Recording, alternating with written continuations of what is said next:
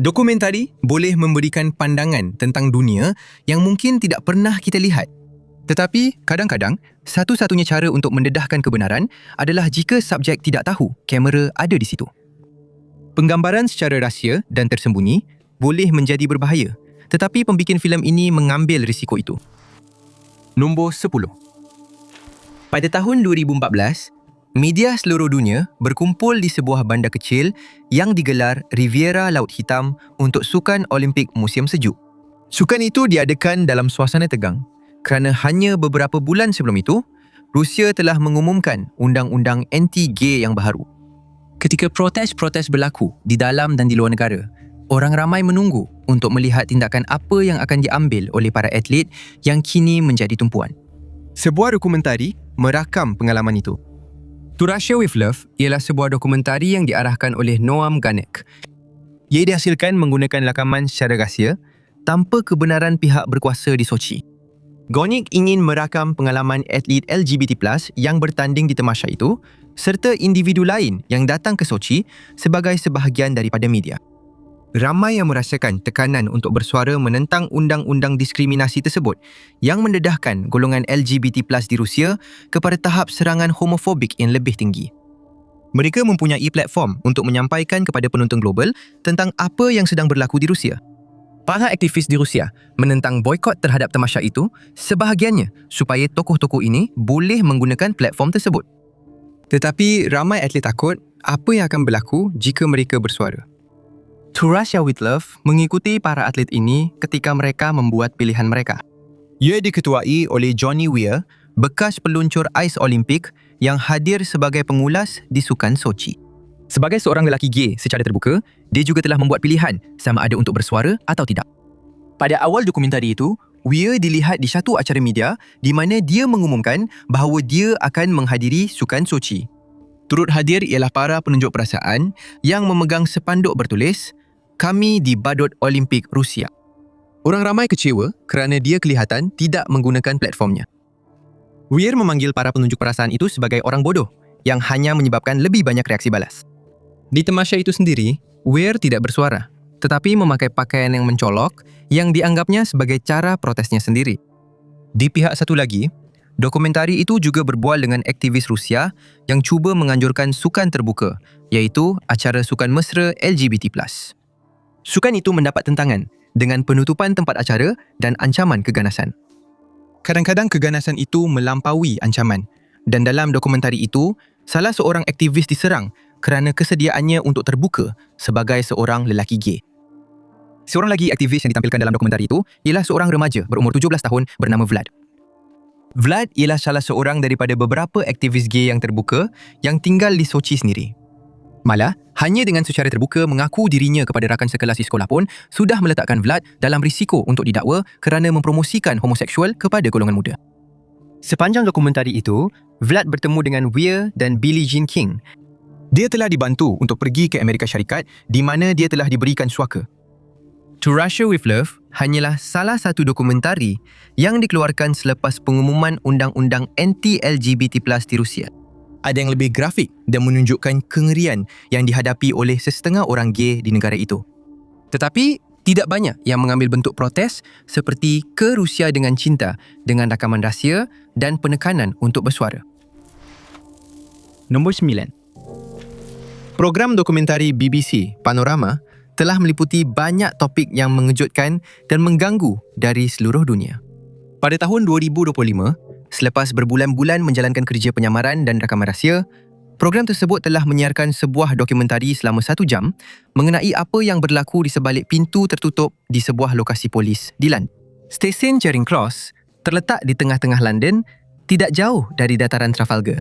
Stesen ini adalah yang paling sibuk di UK dan menempatkan salah satu daripada 22 suite tahanan Polis Metropolitan London di mana individu ditahan sebelum keputusan dibuat sama ada mereka akan didakwa atau dibebaskan.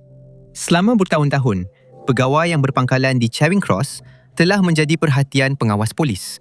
Siasatan sebelum ini menemui bukti tingkah laku yang mengerikan oleh kaki tangan polis, termasuk pembulian dan diskriminasi yang membahayakan orang awam.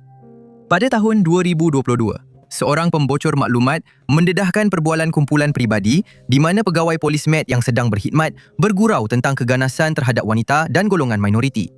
Selepas itu, ratusan pegawai polis telah disiasat dan dikeluarkan daripada pasukan.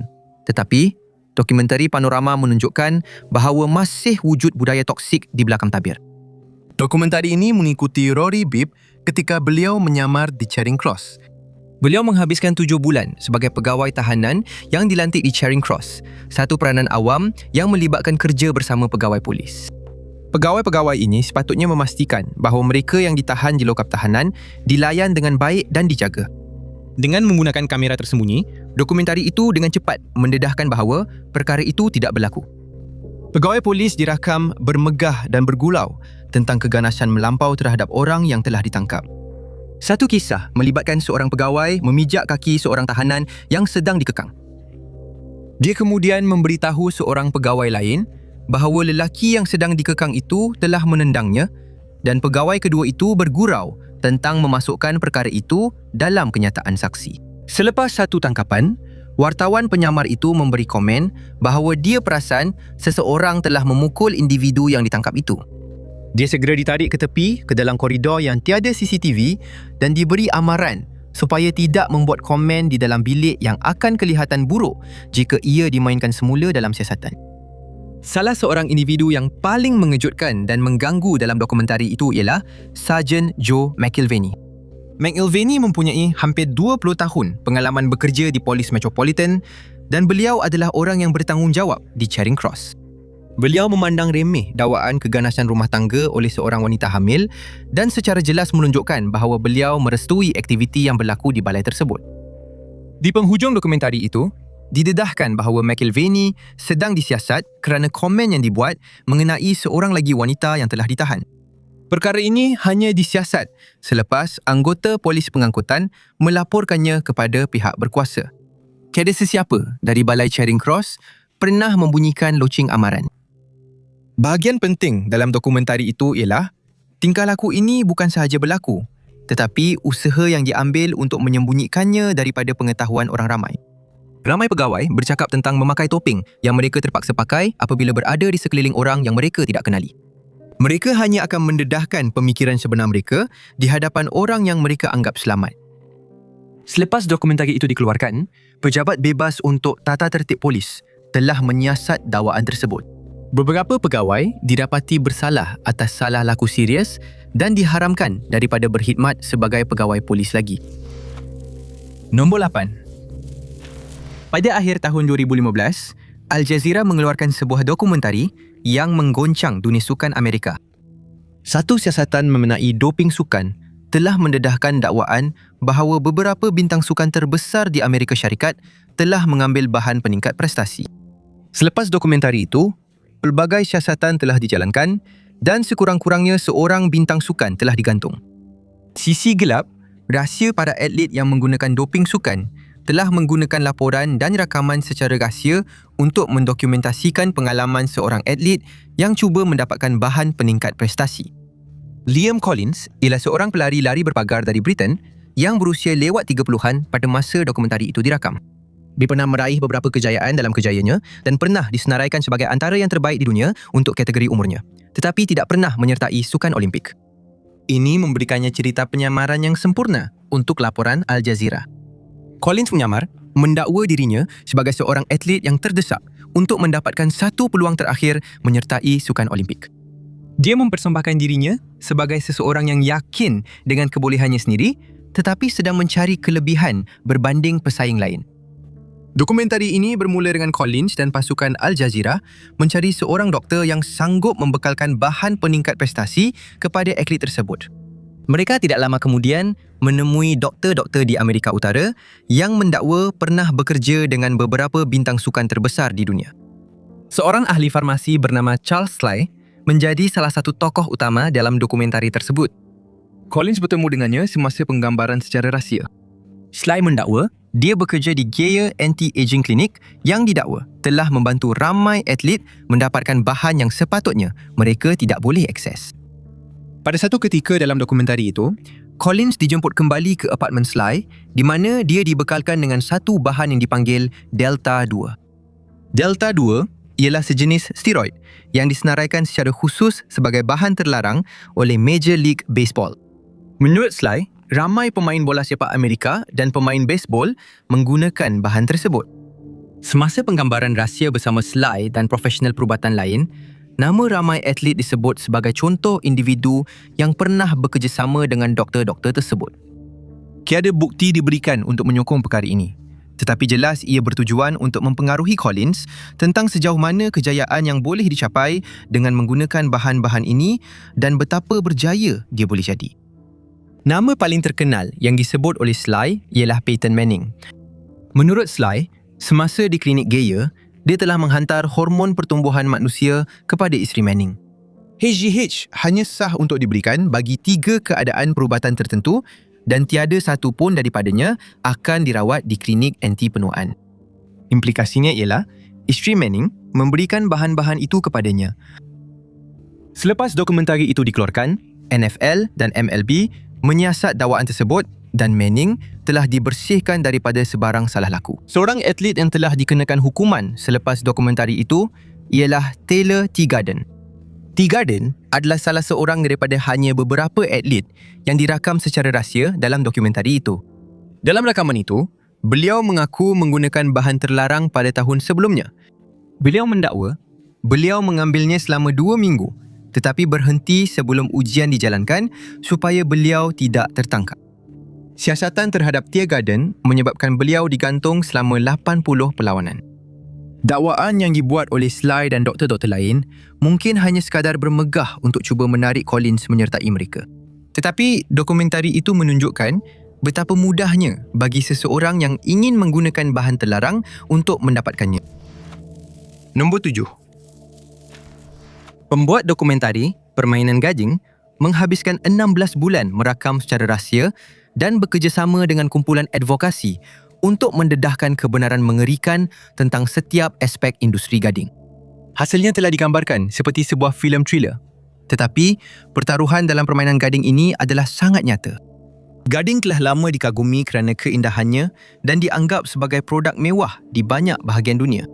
Apabila dokumentari itu dikeluarkan pada tahun 2016, penjualannya telah diharamkan di kebanyakan tempat di dunia, tetapi banyak negara mempunyai pengecualian terhadap larangan ini.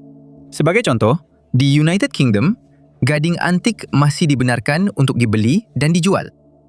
Di China, peraturannya sedikit lebih longgar. Kerajaan memberikan lesen kepada peniaga untuk membenarkan mereka menjual sejumlah gading setiap tahun. Jika peraturan dipatuhi, ini mungkin dapat mengurangkan jumlah gading yang sebenarnya diperdagangkan dalam negara. Tetapi ia juga sangat mudah untuk menyamarkan gading haram sebagai gading yang sah dan pengguna tidak akan dapat membezakan perbezaannya. Permainan gading mengikuti perdagangan gading dari Tanzania, Kenya dan Zambia ke China melalui Vietnam, menerangkan setiap bahagian proses tersebut dan ia menunjukkan hasil kerja pemburu haram di Afrika yang membunuh gajah untuk gading mereka dan meninggalkan mayat-mayatnya.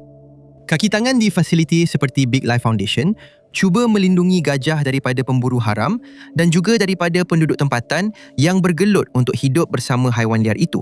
Tetapi, jelas betapa besarnya cabaran yang mereka hadapi.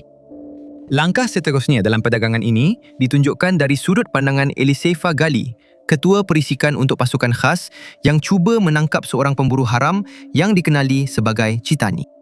Chitani bertanggungjawab atas kematian ratusan ekor gajah dan rangkaian jenayahnya meliputi 5 buah negara. Usaha yang dilakukan untuk menangkap pemburu haram ini menunjukkan skala operasi tersebut. Di seberang Lautan Hindi, wartawan yang menyamar di Vietnam dan China telah membongkar apa yang dipanggil perdagangan gading haram. Dengan menggunakan kamera tersembunyi, para penyiasat menunjukkan betapa mudahnya untuk mendapatkan gading haram. Rakaman dari kemudahan penyimpanan sekali lagi menunjukkan betapa besarnya industri ini dengan begitu banyak gading dipamerkan dan sedia untuk diproses menjadi perhiasan yang rumit atau sekadar diukir dan dicat untuk dijadikan barang hiasan. Di pasaran China, barang-barang ini boleh dijual dengan harga ratusan ribu dolar. Wang yang terlibat dalam perdagangan ini menjadikan sebarang usaha untuk mendedahkannya sangat berbahaya. Perdagangan gading haram meletakkan gajah dalam risiko kepupusan. Menurut dokumentari itu, jika tiada apa yang berubah, Hanya tinggal beberapa tahun sahaja sebelum tiada lagi gajah liar. Daripada menjadi sebarang bentuk pencegahan kepada pemburu haram, ia sebenarnya menjadi insentif keuangan tambahan. Nombor 6. Bread and Roses ialah sebuah dokumentari tahun 2013 yang direka untuk memberi suara kepada wanita-wanita Afghanistan yang berusaha melawan apabila hak asasi mereka dirampas. Dokumentari ini hampir sepenuhnya dirakam menggunakan kamera rahsia oleh subjek-subjek dokumentari tersebut yang mempertaruhkan nyawa mereka selepas bersuara. Latar belakang dokumentari ini adalah kejatuhan Kabul kepada Taliban pada tahun 2021. Walaupun sesetengah pemerhati luar berharap organisasi itu akan menjadi lebih sederhana, wanita-wanita yang tinggal di Afghanistan dengan cepat mendapati perkara itu tidak akan berlaku. Sekolah-sekolah untuk perempuan ditutup dan pendidikan dihadkan selepas darjah 6. Wanita dipaksa keluar dari pekerjaan dan bahagian lain dalam kehidupan awam. Malah berjalan sendirian di taman pun tidak dibenarkan. Wanita dan gadis cuba melawan melalui banyak protes di jalan-jalan Kabul. Mereka sering berdepan dengan keganasan, dengan ramai penunjuk perasaan diculik atau dipenjarakan kerana aktiviti mereka, dan ada juga yang kehilangan nyawa. Pembuat filem dokumentari Sarah Mani telah meninggalkan Kabul sebelum ia jatuh ke tangan Taliban, tetapi masih berhubung dengan ramai rakan yang masih ada di bandar itu. Mereka menghantar rakaman video kepadanya, selalunya dirakam menggunakan kamera telefon dan secara rahsia yang menunjukkan kehidupan harian mereka ketika rejim baru mula berkuasa. Pada mulanya, tidak terlintas untuk membuat dokumentari daripada rakaman filem ini. Ia hanyalah satu usaha untuk merakam apa yang sebenarnya berlaku dan untuk menunjukkan kepada dunia luar bagaimana wanita-wanita Afghanistan bertindak balas. Hanya selepas didekati oleh Jennifer Lawrence dan Justin Cherokee, Mani memutuskan untuk menjadikan rakaman rahsia itu sebagai sebuah dokumentari. Bread and Roses kebanyakannya mengikuti kehidupan 3 wanita yang bertanggungjawab terhadap kebanyakan rakaman tersebut. Sharifah dahulunya seorang kaki tangan kerajaan tetapi terpaksa meninggalkan pekerjaannya akibat rejim baharu.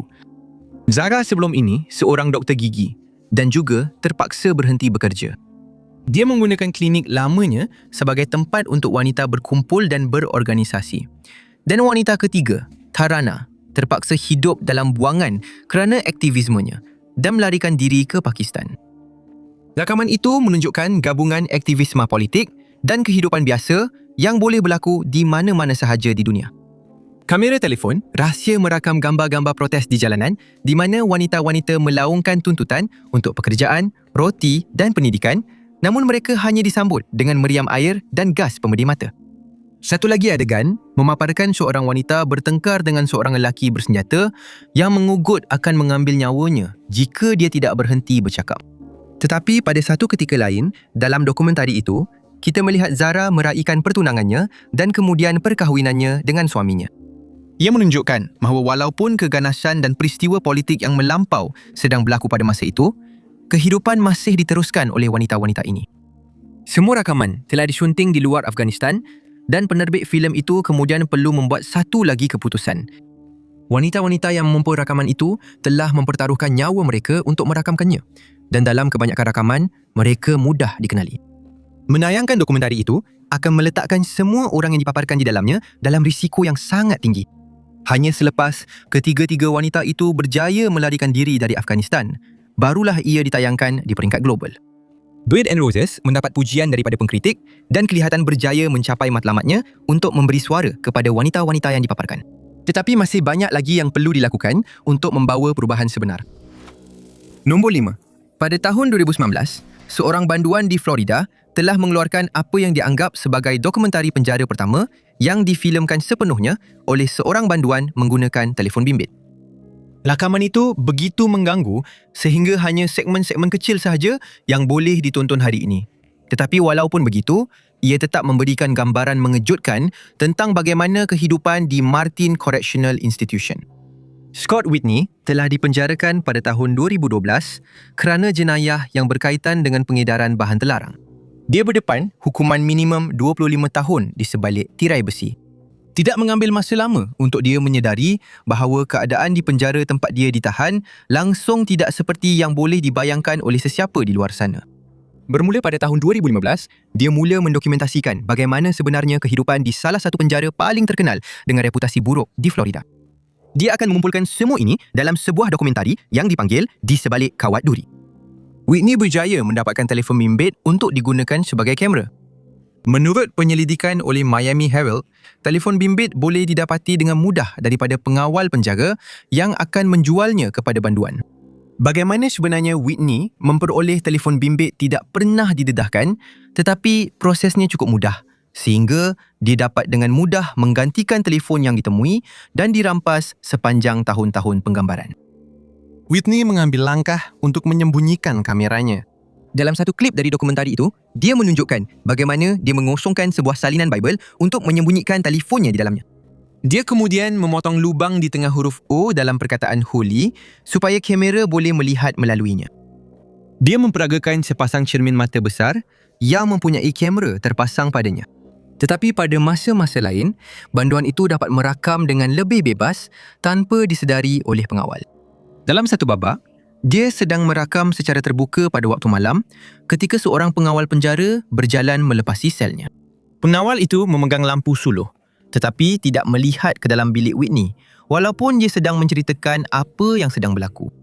Sama ada tersembunyi atau secara terang-terangan, kamera-kamera itu digunakan untuk merakam rakaman mengganggu tentang keganasan dalam penjara, penggunaan bahan terlarang dan keadaan buruk di mana banduan-banduan ditempatkan. Tikus-tikus dilihat mencucuk keluar melalui lubang-lubang di dinding yang reput. Kulat kelihatan di dapur dan beberapa banduan menunjukkan senjata yang mungkin mereka gunakan jika berlaku pergaduhan. Pergaduhan juga dipaparkan dalam rakaman itu serta kesan selepas orang menggunakan bahan buatan. Jika tertangkap dengan telefon bimbit seludup, seseorang berisiko dihukum, biasanya dalam bentuk kurungan bersendirian. Ia adalah hukuman yang telah dilalui oleh Whitney berkali-kali, tetapi setiap kali dia tetap terus merakam video, yang kemudiannya dia seludup keluar untuk dijadikan sebahagian daripada dokumentari itu. Tetapi malangnya, hanya rakaman yang dirakam selepas tahun 2017 sahaja yang berjaya diseludup keluar. Nombor 4. Nasrin menceritakan kisah peguam hak asasi manusia dan aktivis Nasrin Sotoudeh. Tetapi, tidak seperti banyak dokumentari profil lain, kisah Sotoudeh masih lagi berlangsung semasa penggambaran dokumentari ini menjadikan proses penghasilan sangat berbahaya untuk semua yang terlibat. Nasrin Sotoudeh ialah seorang peguam hak asasi manusia yang mempertahankan hak wanita, kanak-kanak dan golongan minoriti di Iran sejak mendapat lesen guamannya pada tahun 2003. Dalam temu bual bersama beliau, suaminya Reza Kandan dan rakan-rakan lain, mereka menceritakan kisah bagaimana pasangan itu bertemu, bagaimana Sotoudeh memulakan kerjaya guamannya dan penahanan pertamanya di penjara. Pada tahun 2010, pejabat Sotoudeh telah diserbu ketika beliau mewakili aktivis hak asasi manusia yang lain. Beliau telah ditangkap dan didakwa atas tuduhan menyebarkan propaganda serta berkonspirasi untuk membahayakan keselamatan negara. Walaupun mendapat kecaman antarabangsa dan desakan pembebasan daripada Amnesty International, Sotoudeh telah dijatuhkan hukuman penjara selama 11 tahun. Dokumentari tersebut memaparkan rakaman pada waktu itu yang menunjukkan orang ramai membantah penahanan beliau serta Kandan di rumah bersama anak-anak mereka. Satu segmen telah dirakam di dalam penjara itu sendiri semasa kali pertama anak-anaknya dapat datang melawat. Selepas beberapa kali mogok lapar, So akhirnya dibebaskan tanpa penjelasan pada September 2013. Dia tidak berhenti daripada aktivismenya dan dia masih bekerja sebagai peguam ketika dokumentari ini mula dirakam pada tahun 2018. Dokumentari ini diterbitkan oleh Jeff Kaufman. Kaufman sudah pun menghasilkan sebuah dokumentari pendek tentang penindasan di Iran dan tidak dibenarkan masuk ke negara itu. Keadaan itu menjadikan penggambaran sangat sukar, tetapi sekumpulan juru kamera tanpa nama telah mengambil bahagian, mengumpul rakaman dan mempertaruhkan nyawa mereka untuk membantu menjayakan dokumentari ini. Kamera mengikuti Sotoudeh ketika dia pergi ke penjara atau mahkamah untuk bekerja atau bertemu dengan pelanggannya di pejabat rumahnya. Dalam satu babak, dia menerangkan bagaimana pihak berkuasa sering cuba mensabotаж proses tersebut pada langkah-langkah terakhir. Dalam kes ini, dia terpaksa kembali beberapa kali untuk membayar jaminan bagi seorang pelanggan yang telah ditangkap kerana tidak memakai hijab. Satu lagi babak berlaku di dalam mahkamah di mana dia cuba meminta peguam lawan untuk mengemukakan bukti bagi setiap dakwaan yang dia kemukakan sebagai fakta semata-mata. Tiada bukti dan sotade beredar. Dokumentari ini sudah cukup memberi impak walaupun tanpa perkembangan yang berlaku di pertengahan penggambaran. Pada Jun 2018, beliau telah ditangkap atas pelbagai pertuduhan termasuk penyebaran propaganda. Hakikatnya, penangkapan itu adalah sebagai tindak balas terhadap usaha beliau mempertahankan wanita yang tidak memakai hijab. Sepanjang filem itu, Sotade beberapa kali menyatakan bagaimana kod pakaian wajib digunakan untuk menindas wanita.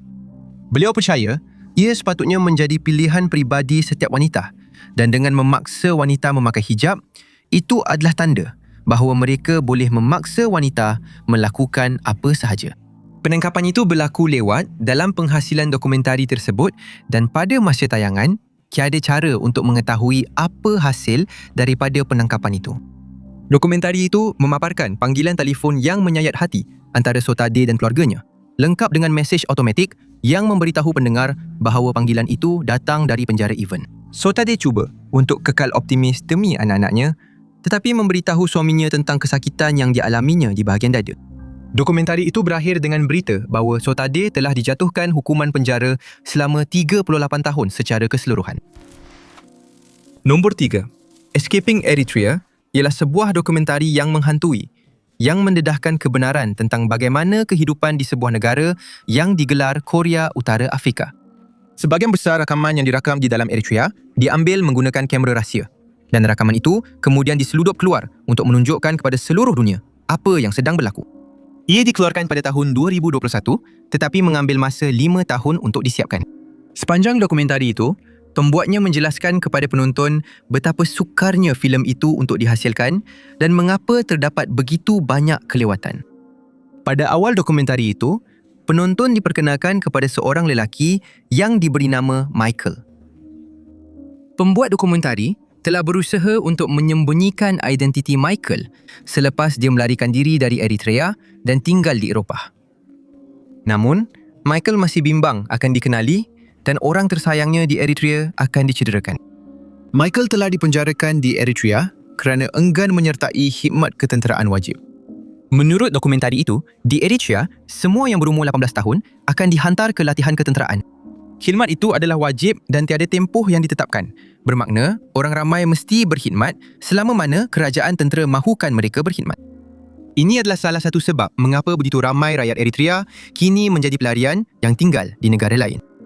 Michael telah dipenjarakan selama 4 tahun. Seorang pengawal penjara yang bersimpati telah menyeludup masuk sebuah kamera untuk membantunya mendokumentasikan pengalamannya.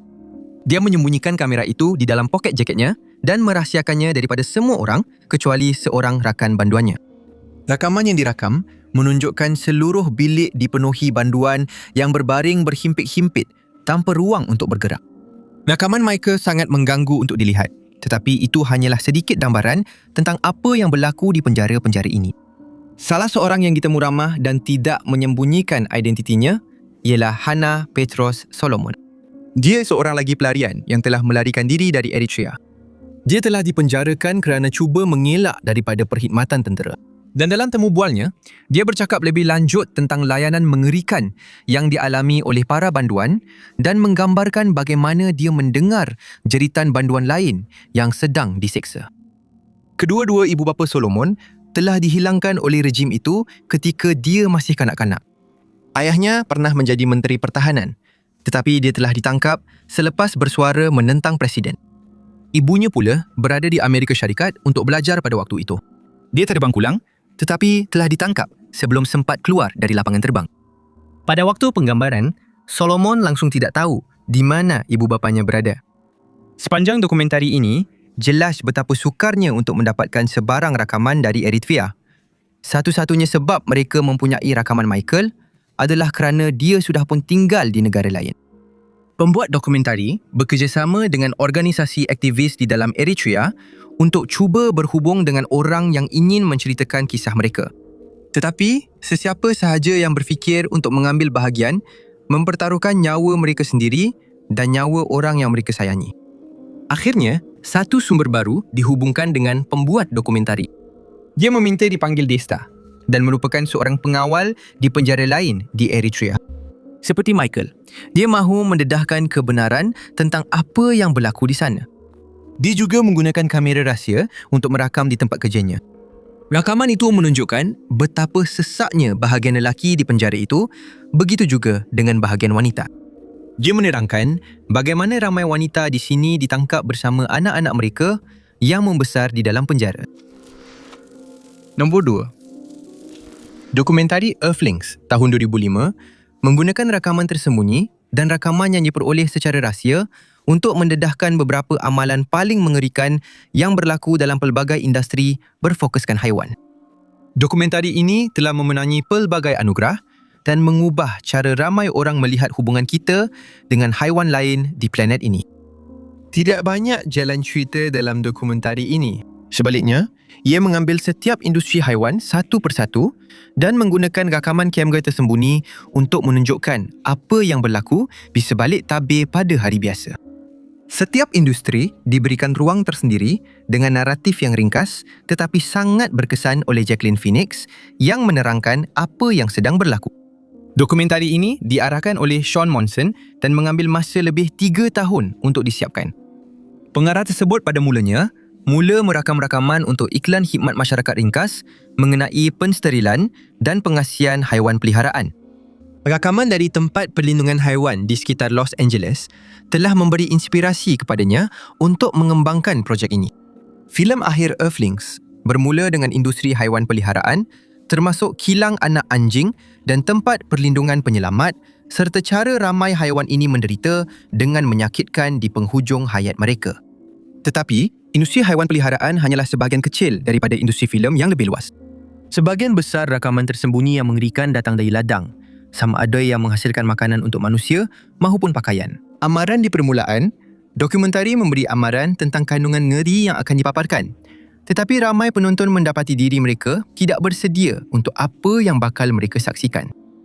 Earthlings mendedahkan beberapa amalan paling kejam yang berlaku di ladang-ladang yang mungkin tidak diketahui oleh ramai penonton. Kebanyakan orang tahu bahawa daging di pinggan mereka memerlukan haiwan kehilangan nyawa. Tetapi mereka mungkin tidak tahu bagaimana ayam-ayam dipotong paruhnya untuk mengelakkan mereka menyerang satu sama lain. Dan ekor babi dipotong untuk mengelakkan babi lain daripada menggigitnya. Rakaman rahsia di lokasi di mana haiwan-haiwan sebenarnya kehilangan nyawa mereka juga menunjukkan bahawa banyak piawaian kebajikan haiwan yang sepatutnya dilaksanakan tidak berlaku. Walaupun di kemudahan di mana peraturan agama sepatutnya dipatuhi, ia diabaikan, menyebabkan lebih banyak penderitaan yang tidak perlu kepada haiwan-haiwan tersebut. Ada yang mengkritik dokumentari ini kerana mengabaikan cara-cara pertanian boleh menjadi sihat dan lestari di mana haiwan-haiwan dilayan dengan berperi kemanusiaan. Jadi jika penonton mendapat tanggapan bahawa satu-satunya cara untuk mengurangkan bahaya ini adalah dengan berhenti makan daging sepenuhnya, itu adalah satu komitmen yang terlalu besar bagi ramai orang dan mereka kurang berkemungkinan untuk mengubah cara hidup mereka berbanding jika mereka diberikan alternatif yang kurang drastik. Earthlings kekal sebagai salah satu dokumentari yang paling berkesan dan mengganggu pernah dihasilkan dan penggunaan rakaman rahsia memainkan peranan besar. Nombor 1. Pada tahun 2010, seorang bekas tukang masak mula bekerja secara rahsia sebagai perisik di cawangan Persatuan Persahabatan Korea di Denmark. Dia ingin mendedahkan kebenaran tentang apa yang sebenarnya berlaku di dalam Korea Utara. Selepas 10 tahun, dia berjaya melaksanakan misinya. Tetapi, dia tidak bekerja untuk mana-mana agensi kerajaan. Dia terlibat dalam sebuah dokumentari oleh pembikin filem Mats Brugger. Ulrik Larsen mendapat inspirasi untuk mengambil peranan sebagai Mo untuk dokumentari The Mole Undercover in North Korea selepas menonton satu lagi filem Brugger. Pada tahun 2006, Brugger telah mengeluarkan dokumentari bertajuk The Red Chapel yang mengikuti sekumpulan penghibur yang pergi ke Korea Utara untuk pertukaran budaya. Dokumentari itu tidak begitu disukai di Korea Utara dan adalah mustahil untuk Brugger meneruskan cerita itu seorang diri. Larsen mendekati Brugger dengan satu idea. Dia akan menyamar di Persatuan Persahabatan Korea dan bekerja naik pangkat sehingga dia cukup dihormati untuk pergi ke Korea Utara dan merakam secara rahsia tentang apa yang sedang berlaku di sana. Ia sangat berisiko untuk Larsen Dia tidak mempunyai latihan risikan, tetapi dia mempunyai rupa yang membolehkannya menyamar dalam orang ramai dan dia sangat bersemangat tentang projek itu. Untuk 10 tahun berikutnya, Larsen berjaya mendapatkan kepercayaan KFA dan organisasi di Korea yang berkaitan dengan mereka. Dia dibenarkan rakam banyak interaksinya di KFA secara bebas kerana ia boleh digunakan untuk tujuan propaganda. KFA ialah sebuah organisasi yang berpusat di Sepanyol yang secara rasmi bertujuan untuk mendidik orang ramai tentang realiti Korea Utara. Biasanya menggambarkan negara itu dalam cahaya yang lebih positif berbanding kebanyakan organisasi barat. Dan ia bertujuan untuk mempertahankan Korea Utara tetapi mengharapkan penyatuan semula yang aman antara utara dan selatan. Namun sepanjang dokumentari itu, Larsen mengetahui sisi yang berbeza. Menurut dokumentari itu, Presiden organisasi tersebut, Alejandro Cao de Caldebeños, telah menggunakan kedudukannya untuk merundingkan kontrak antara ahli perniagaan barat dan kerajaan Korea Utara yang kebanyakannya melanggar sekatan dan undang-undang antarabangsa. Dengan bantuan Kruger, Larsen mengatur satu perjanjian palsu untuk penyus bentangkan kepada pihak Korea Utara. Watak kedua, Encik James, yang dilakonkan oleh Jem Gennady Latrashi Vorotrap. Encik James ditampilkan sebagai seorang pelabur yang tidak takut melanggar undang-undang.